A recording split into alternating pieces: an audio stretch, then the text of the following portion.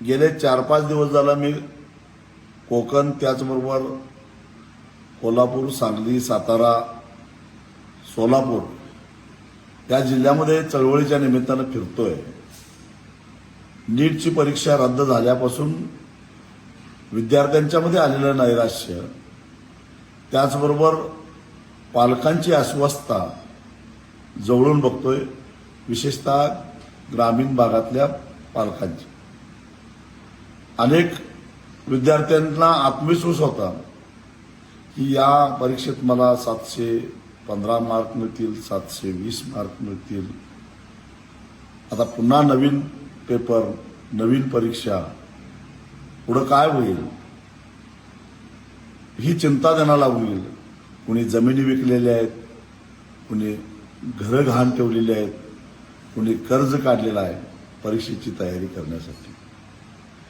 या साऱ्यांच्या आशा आकांक्षेशी खेळ खेळण्याचा अधिकार या पेपर फोड्यांना कुणीही दिलेला नव्हता। गेल्या 5 दिवसामध्ये 4 विद्यार्थ्यांनी आत्महत्या केली आहे। अनेकांच्या मनामध्ये आत्महत्येचे विचार घोळत आहेत। हे सारे कोण आहेत?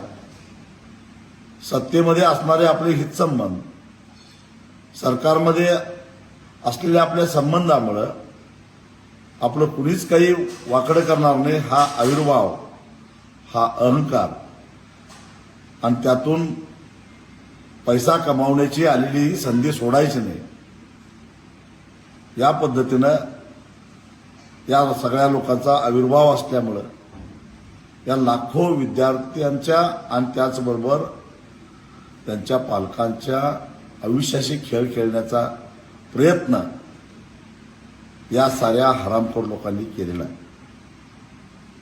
त्यामुळं केवळ भ्रष्टाचाराचा आरोप करून ह्यांना आत टाकून चालणार नाही, तर 4 विद्यार्थ्यांच्या मृत्यूस जबाबदार धरून त्यांच्यावर सदोष मनुष्यवधाचा गुन्हा दाखल झाला पाहिजे। जे म्हणून यात सापडतील त्या सगळ्यांना,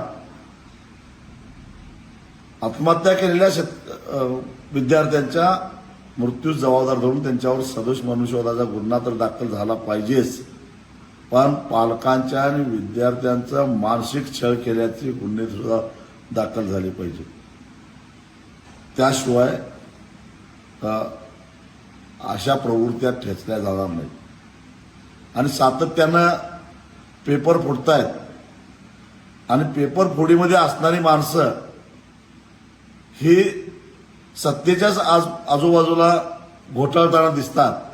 हे रहस्य काय, याही प्रश्नाचं उत्तर आम्हाला मिळालं पाहिजे। बुलडोझर चालवायची भाषा करताय ना, चालवा ना या आरोपींच्या घरावर बुलडोझर। हा एवढी हिंमत? कारण हे सारे तुमच्या आस्थनीतले निकारी आहेत आणि हे आस्थनीतले निकारीच तुम्हाला एक दिवस घरात बसवणार आहेत, हे लक्षात ठेवा।